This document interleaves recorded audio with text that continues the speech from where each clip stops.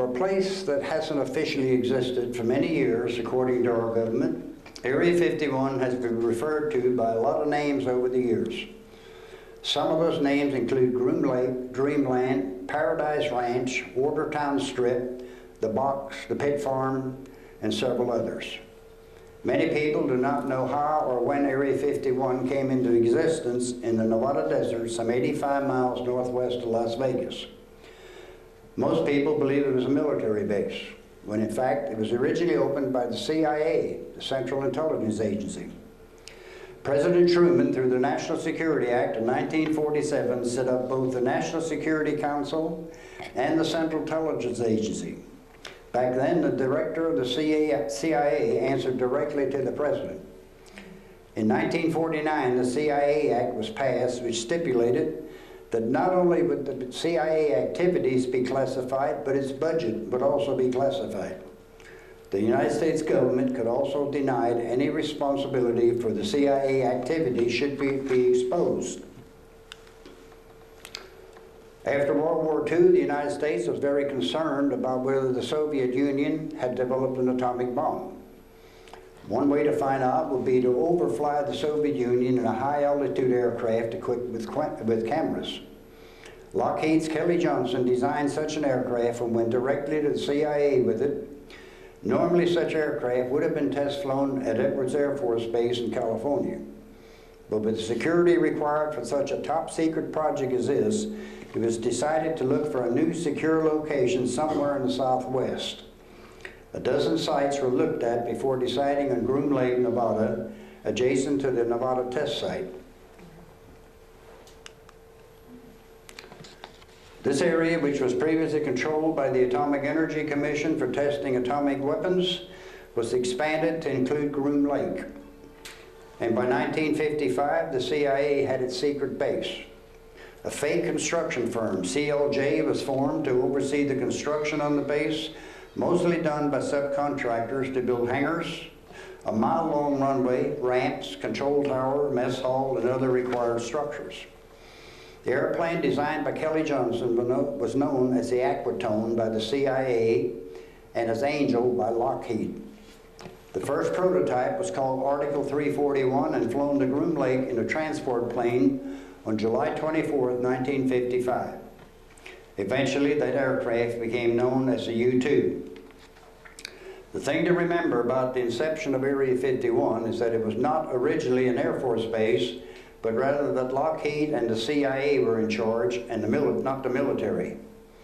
Pilots for the U-2 were recruited from the F-84 pilots with top-secret clearances from the Strategic Air Command bases. If they became a U-2 pilot, they resigned from the Air Force and became CIA employees. The first mission over the Soviet Union took place on July 4, 1956, and the missions were quite effective due to their speed and high-altitude capabilities until May 1, 1960, when Francis Gary Powers was shot down by a Soviet missile, captured and forced to confess to spying. That same day, the first American spy satellite film was retrieved, which showed more information about the Soviet Union than all the previous U-2 flights combined. The satellites, however, did not put an end to our spy planes being developed and then test flown at Area 51. With Project Oxcart, which eventually became the SR-71, a longer runway was needed at Area 51. And in fact, a small town was built for the support personnel assigned there. Today, the base has 4 runways, one of which is 30,000 feet long. That's almost 6 miles of runway. When Kelly Johnson of the Skunk Works was asked to build the Oxcart aircraft by the CIA, which later was renamed the SR-71, they required an aircraft that could fly at 3.5 times the speed of sound. That's 1/2 mile per second, with a range of 4,100 miles and an altitude of 84 to 97,000 feet. Flying at a speed of 2,200 miles per hour, this airplane required 186 miles to make a U-turn. The SR-71 was originally designated RS-71, Blackbird, but President Johnson, in a public speech, accidentally inverted the letters And since the president has rarely corrected, the Air Force changed the designation to SR-71. The original letters RS stood for Reconnaissance Strike. The Pentagon originally termed the name Blackbird, black because they had developed it in the dark by the CIA, and bird because it could fly. The stealth F-117 fighter, which by the way was taken out of service and replaced with the F-22 Raptor south of Roswell at Holloman Air Force Base, was on the design drawing board in 1973 and referred to as Project Harvey. Because of the flat surfaces on the plane to reflect radar away from the source, such as the appearance of facets on a diamond, Lockheed named the project the Hopeless Diamond. It was renamed Half Blue when the prototypes began arriving at Area 51 in 1977 for testing. The American public and the rest of the world found out about the stealth fighter in 1991 in the Gulf War, 18 years after the secret project began. Other aircraft that have been test flown at Area 51 include the A-10, the A-12, the B-1, the B-2. Captured foreign aircraft are also flown there, such as the Russian MiG-21. We believe under development and being test flown there today are such names as the TR-3A, the Black Manta, the Pumpkin Seed, and the Aurora.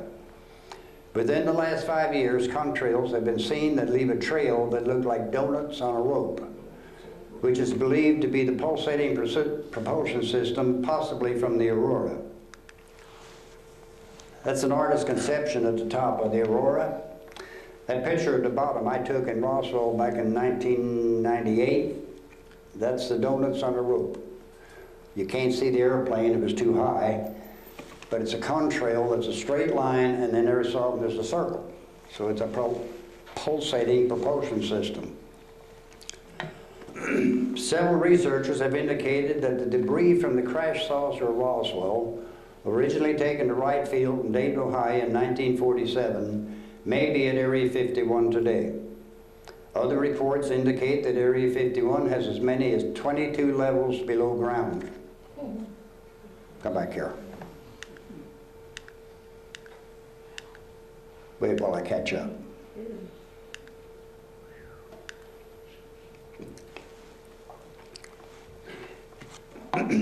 The secret base was brought to the forefront involving UFOs when Balthaser claimed to have been there and back engineered a UFO propulsion system in another area of the base known as S4 at Papoose Lake.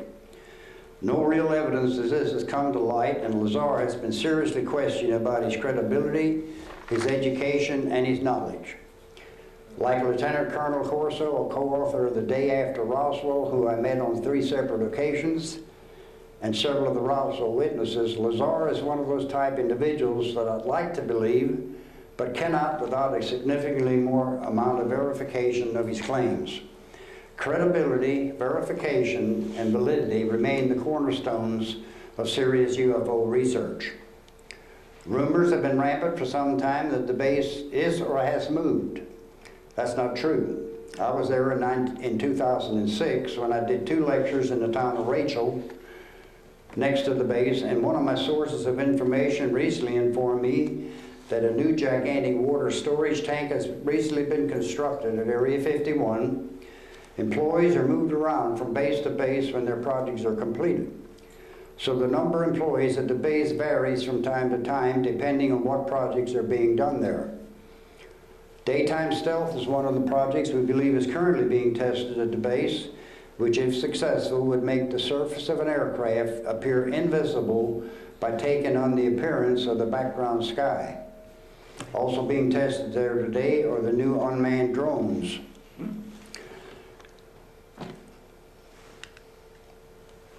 Each year, the President of the United States issues a presidential determination pertaining to classified information concerning the Air Force operating location near Groom Lake, Nevada. Basically, that determination states that information concerning activities at Groom Lake have been properly determined to be classified, and disclosure would be harmful to national security. Continued protection of this information is therefore in the paramount interest of the United States. President Clinton started this the presidential determinations when two women tried to sue the government over their husbands being killed at Area 51 when they were exposed to radioactive material.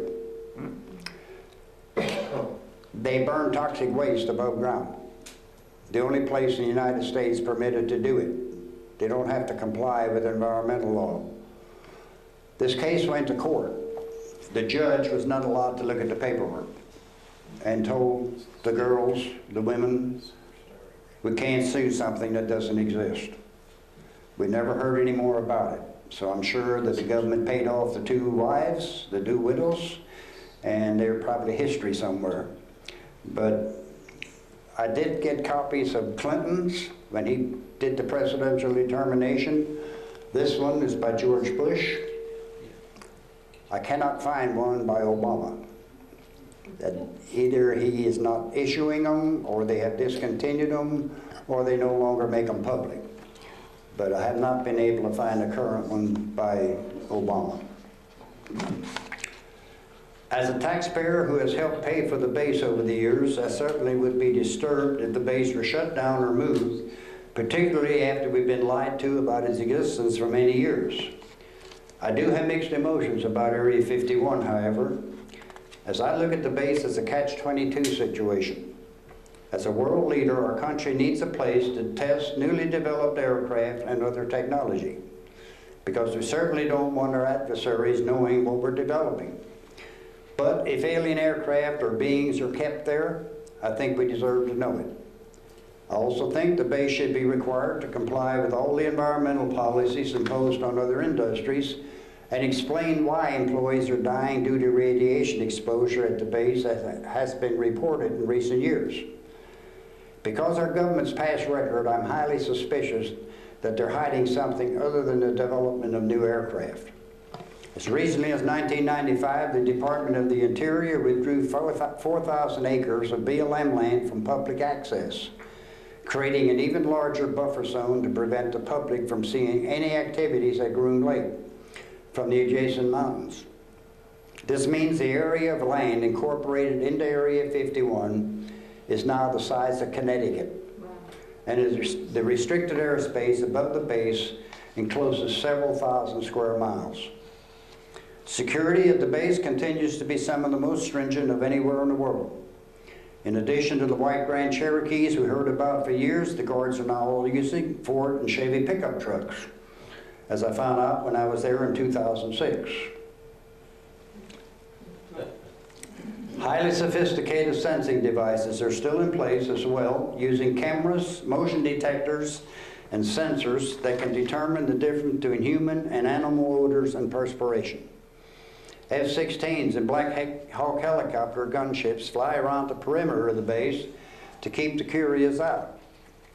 The signs posted at the two entrances still say, the use of deadly force is authorized, and they mean what they say. And I tell people that don't understand English, that means they can shoot you.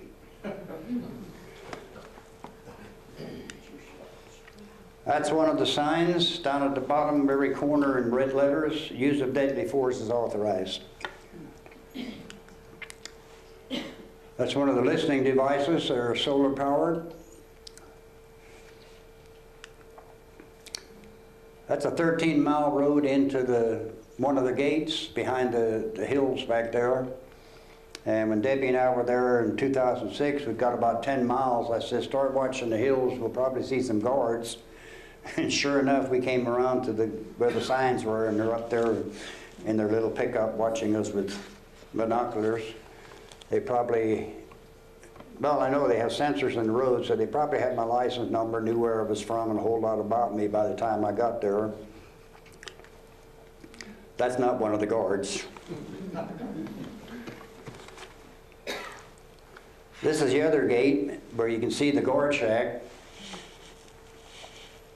Up here is a camera on top of that pole. And I walked down along the boundary, and that camera would follow me. If I stopped, camera was on me. We did about 3 times we did that, and I finally stopped and I waved at them. I want them to know, I know you're looking at me, so go ahead. There's no fence around Area 51. They patrol it with F-16s and helicopter gunships. And every so far they have a pole with a sphere on top. And that's what the airplane pilots use it to reference where the boundary is. Interestingly, last year, you may have heard about this, I had never heard where the boundary was penetrated. Last year there was a film crew from London, BBC film crew, 10 of them were out here. They were filming around the outside, and they noticed that the guards in the shack were watching television and eating. They weren't paying attention. One of these clowns from the British Broadcasting Company went up and knocked on the door. Big mistake. They came running out of there with weapons, put all 10 of them on the ground for 3.5 hours. FBI did a complete background check on every one of them during that 3.5 hours. The guards called the local sheriff. He came out, he told them, every one of you is going to be fined $600 each, and you're going to jail. Somebody in Washington called London, and they got the jail term revoked, but they did have to pay the $600, and I'll guarantee they will know where they're at for the rest of their life. You do not play games at Area 51 with those people. They are very serious about security. So for those of you that thought our government can't keep secrets, I've just presented you with a few examples, some secrets that have been kept, at least at Area 51. The base, with a land area the size of the state of Connecticut, existed under the control of the CIA for some 25 to 30 years before anything public was acknowledged about its existence. Today, they just tell you that the base exists, but nothing else. We found out about the stealth F-117 during the Gulf War in 1991, when in fact it had been test flown at Area 51 in 1977 under the name HAB Blue, and its development began in 1973. With the other projects going on at Area 51, including radioactive projects, and the fact that as taxpayers we're helping to fund those projects, I feel you and I have every right to be suspicious and should continue to seek whatever information we can about what is taking place at the base. Speaking of being suspicious about what our government does and says, let me assure